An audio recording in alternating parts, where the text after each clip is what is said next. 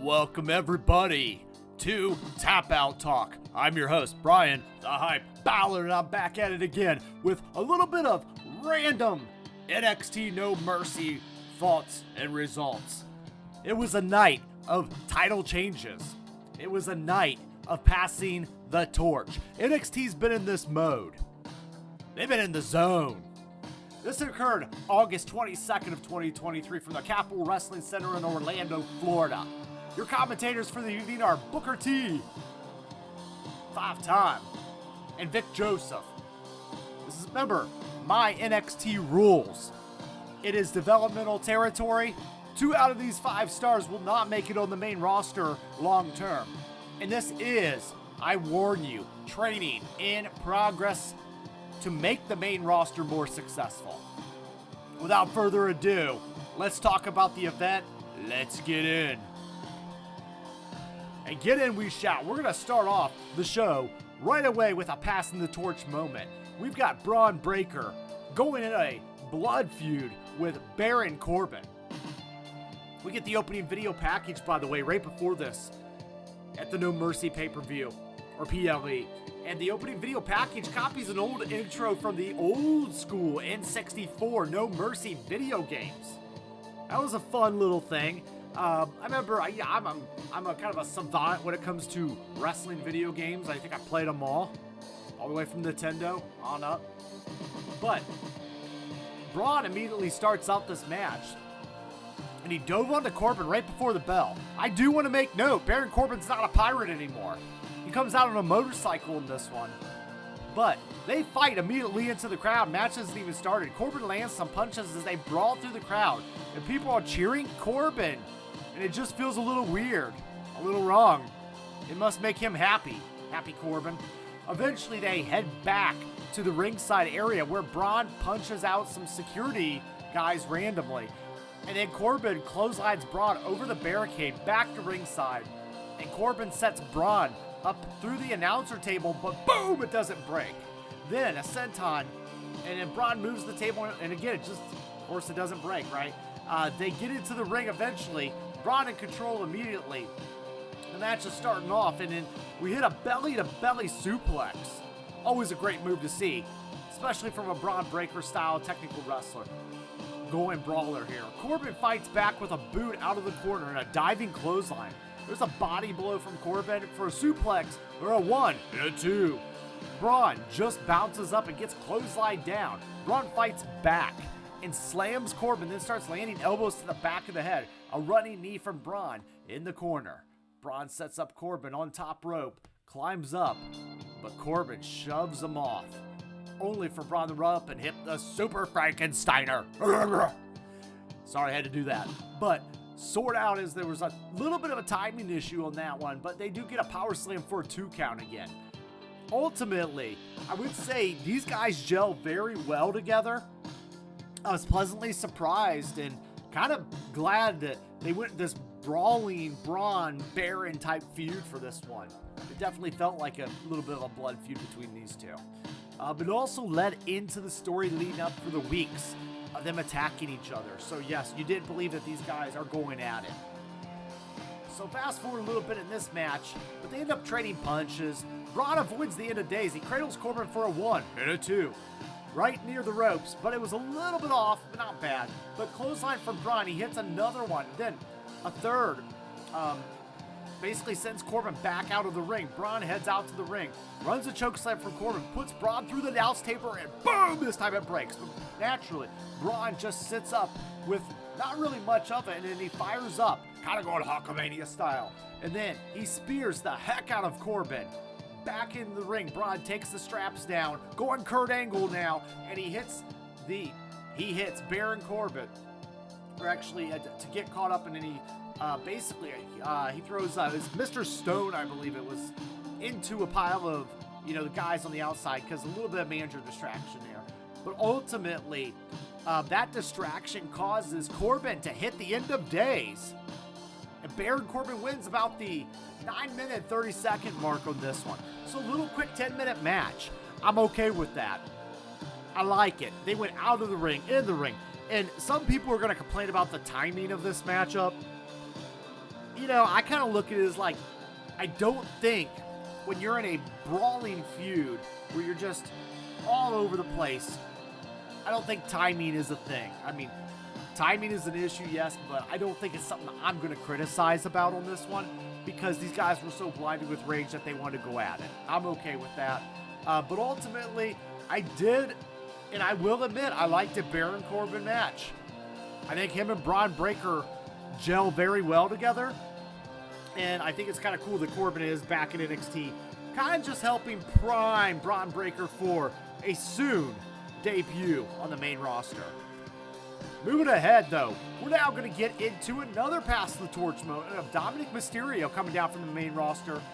Again, recently winning the NXT North American Championship. And he is going against a very, very hot crowd for Trick Williams. Trick is so over in NXT. The people love to get behind Trick. I find myself getting into the Trick Williams. There's Dom runs into the referees.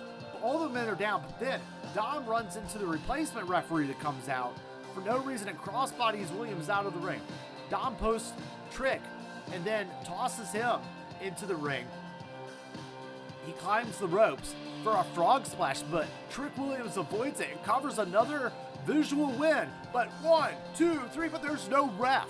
Williams goes back to check on the ref, and Dom gets the belt, though, and he misses a swing. Williams then with a flying knee, boom, and he sends the belt into Dom's face to pick up the title, the win, and the pin.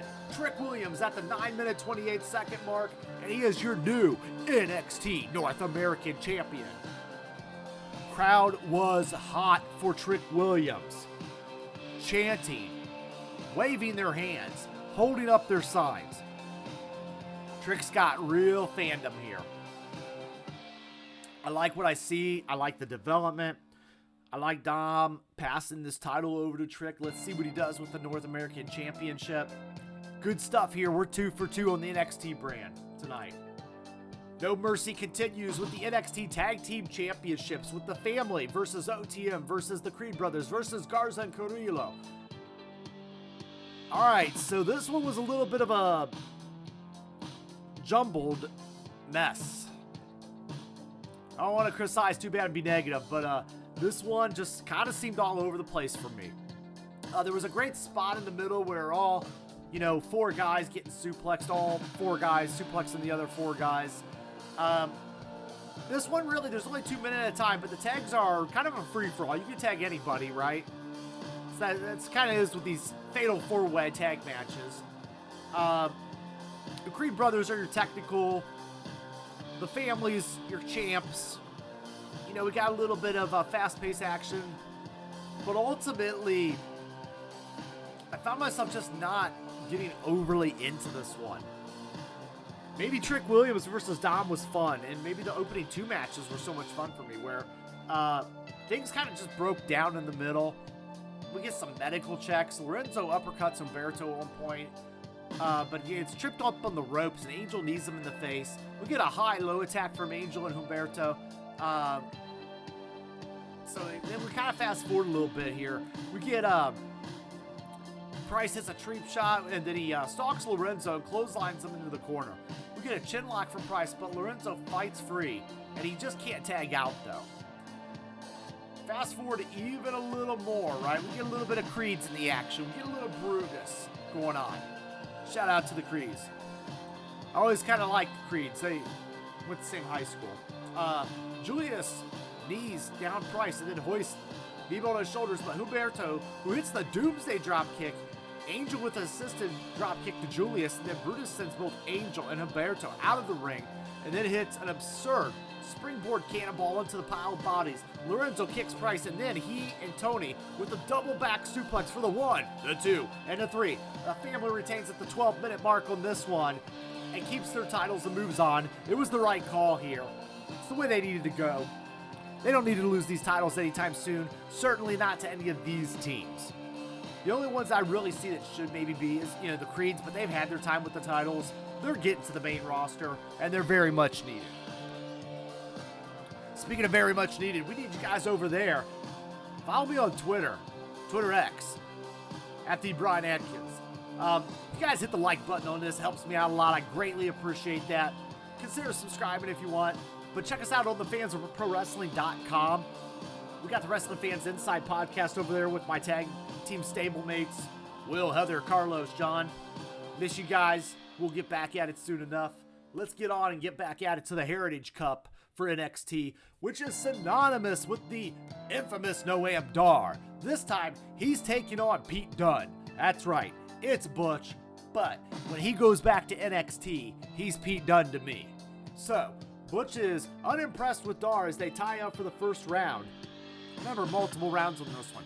Dar grabs the front face lock and Butch counters into an arm attack. Dar misses the head kick. Butch grabs the front headlock and both men miss kicks. Dar tries to stomp the hands of Dar, but Dar avoids that and then he whines about it. Butch unloads a chop and Dar responds with a couple kicks. We get a side headlock from Dar. Then some ropes running and Butch levels Dar with a clothesline. Did I say Butch? I meant Pete Dunne. Pete Dunne goes for the fingers and Dar, and he's going for that separation, but stomps them as well.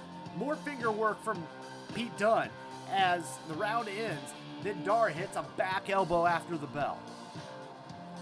Next round coming up, round 2. Assaults to him. The crew gets into Butch's face to slow things up. Hits him with a super kick in the ring, then tries a second rope, but Dar intercepts it with a kick. We then get a bitter end to pick up a pin, and we even things out 1-1 each going into the 4th round. I gotta say this, I like the Heritage Cup. It's fast-paced action, it's quick rounds. They find a way to tell different stories with a mid-card NXT talent. Again, we got Pete Dunne, aka Butch, coming down from the main roster to help Dar out, give a little more exposure. But I like that this cup, I've said it once, I said it again, I like this cup gives Noam Dar an identity in NXT. Think $1 million title. Think Diamond Ring from AEW. So round 4 starts and we Butch hits with some hot strikes, mounted elbows. Dar is fading, but he's knocked out. Dar tries a knee, but Butch grabs an ankle lock. Tiger driver for a 1 and a 2. Dar avoids the bitter end and grabs a knee bar. 90 seconds left. The round is counting out. Butch rolls through and grabs the finger of Dar. He snaps him. He hits the bitter end for the 1, the 2. There's the armbar from Butch. There's 1 minute left. Gallus attacks. Basically to ruin a perfectly good match overall, but Gallus interferes and attacks, and Butch dives onto them.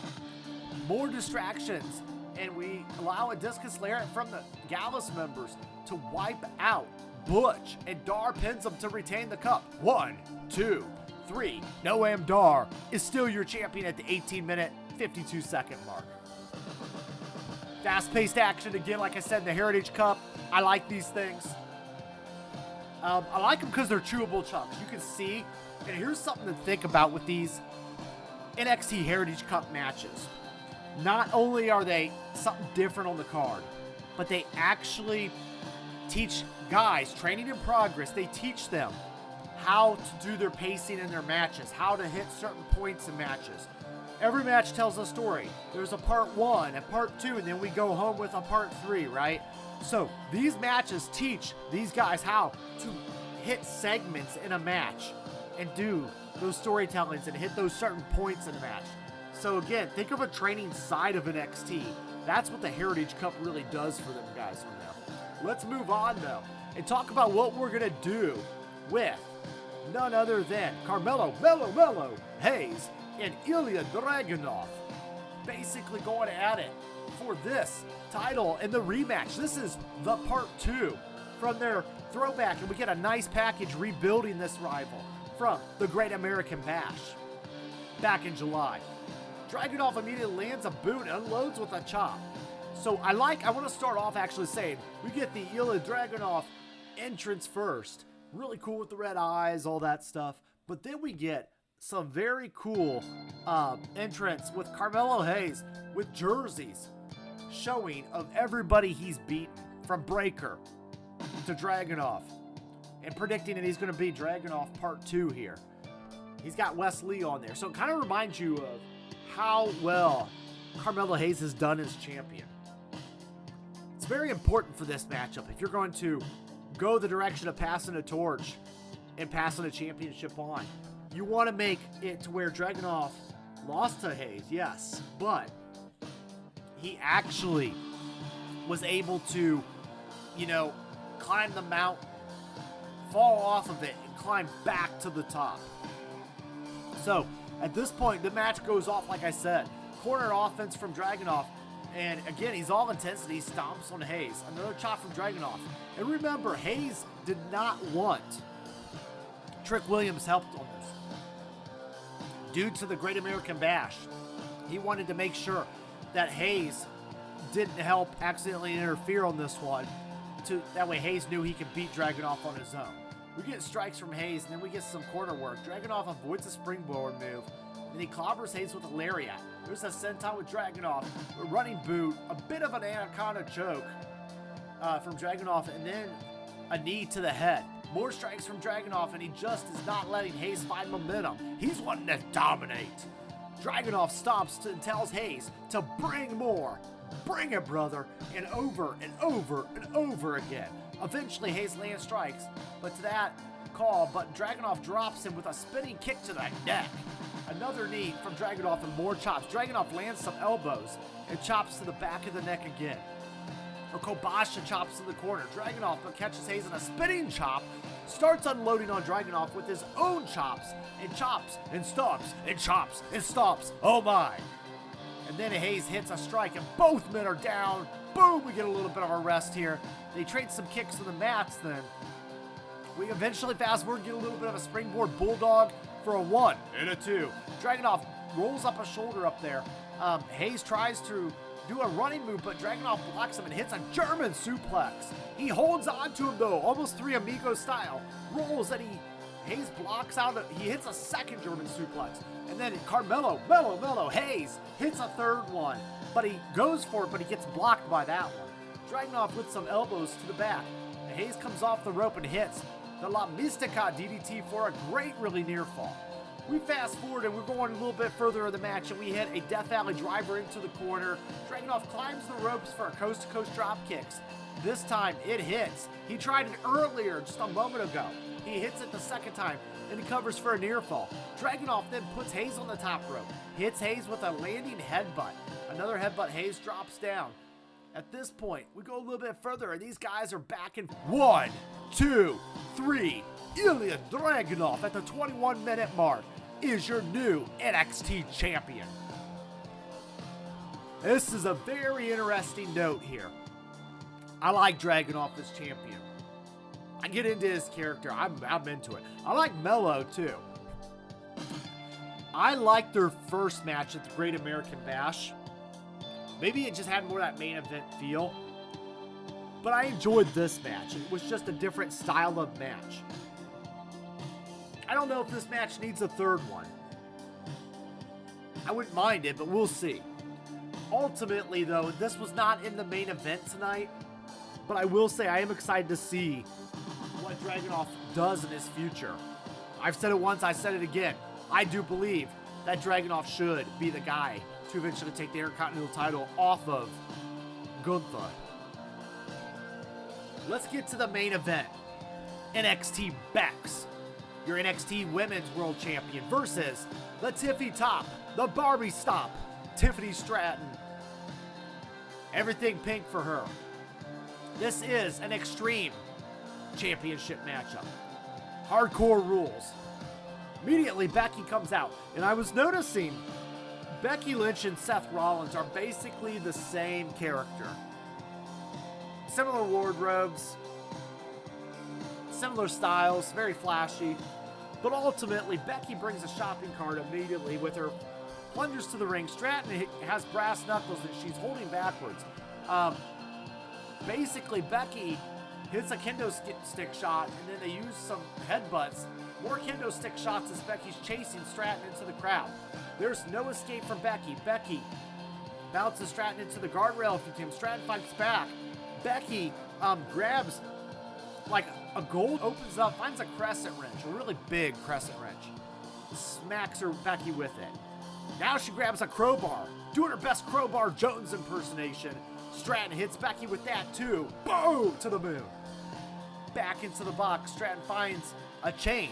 Looks like more of a real chain, not a plastic chain. Punches Becky with it. We now get a hammer from Stratton. Becky avoids the shot in the corner this time. The hammer winds up flying over through the ring. Becky gets caught with a side slam for a 2. The crowd still wants the tables. Stratton has a chair instead. They seem to be okay with that. Stratton whacks Becky with the chair, kind of alluding to how she attacked her previously leading into this matchup. Good psychology there. Becky fights back with strikes. Stratton rolls through on the body. We get the Bexploder from Becky, and then she heads to the top for a dropkick. Stratton rolls out of the ring. There's a baseball slide from Becky, and she has to stop and start again a little bit. Becky then hits Stratton with the shopping cart again. So at this point, we got the bag. What's in the bag? What's in the bag? Is it thumbtacks? No, it's catered for Tiffany Stratton. It's Barbie doll parts. Dismantled Barbie doll parts. Becky Lynch was probably that girl that dismantled all the Barbie dolls when she was a kid. And she put them in this bag just in time for this matchup with Stratton. So she throws those on the thing. She eventually didn't get and does a move right onto Stratton, right onto the Barbie dolls spread throughout the ring. Not kidding you here. Can't make this up. Becky then to the top. She misses a flying move, basically. It kind of turned into nothing. Stratton hits Becky a few times before dropping Becky into a spine buster for a 2 count. Stratton goes to the back of the ring, sends in a number of chairs. Back in the ring, Stratton tries to power dom Becky, but counters it to a hip onto the chairs, and Becky grabs an arm bar. Stratton rolls under the ropes and picks Becky up for the power bomb onto the half of the ring steps into the ring, and Stratton gets another 2 count. Stratton wants the prettiest moonsault ever, but catches Becky on the ropes. Speaking of catching, we're going to catch up and fast forward a little bit in this one because it was a little bit of a longer hardcore style match. But Stratton then avoids a manhandle slam. She sets Becky in a chair and then hits a senton onto her, giving her best Jeff Hardy impersonation. Stratton then sets Becky on a regular table. She goes to the top, hits the swanton again onto Becky, and the table kind of breaks but doesn't really break through. So the framing kind of was still in place, but the table broke, but the table kind of remained. At this point, we didn't get a second until the table does break. Back into the ring, we get another swanton bomb from Stratton and a near fall. And on the floor, Stratton tries a moonsault, but Becky avoids it and hits the manhandle slam on the floor. Stratton gets back in the ring, but we only get 1 and a 2, taking this match home for the final run. Becky wants the disarmer, but Stratton rolls through, hits the Finley roll as a nice nod, I bet, and then pile of chairs on Becky to avoid the prettiest moonsault ever and hits the manhandle slam onto the chairs. 1, 2, 3. Becky retained at the 20-minute, 20-second mark. Post-match, we get Becky with the belts. Or I should say belt, not Becky 2 belts anymore. Stares down Tegan Knox, who's in the crowd. And at that point, that is the end of this main event matchup. There was a part with a baseball bat with barbed wire. But man, it just didn't look realistic to me. I think the wire, I swear it was made out of foam. But anyway, it was very in and out in this match. I know they were probably not into Mick Foley there. However, we do get a really good match. Now, I will say, I do think that Hangman Page and Swerve might have ruined hardcore matches for me with that brutal death match. But I will say, it made me kind of like feel like this was a lighter version of a hardcore match, even though that was not the case. If you watch the match itself, it was actually a good, fun match. And I do applaud, and I think NXT made the right move putting this in the main event of NXT No Mercy. I think it just fits the vibe, it fits the theme. And I think No Mercy does tell the tale of Stratton versus Lynch very well. Also, another story in the night. We get a little backstage scene of Trick Williams approaching. Hayes in the locker room looking disappointed. Carmelo looking a little ashamed.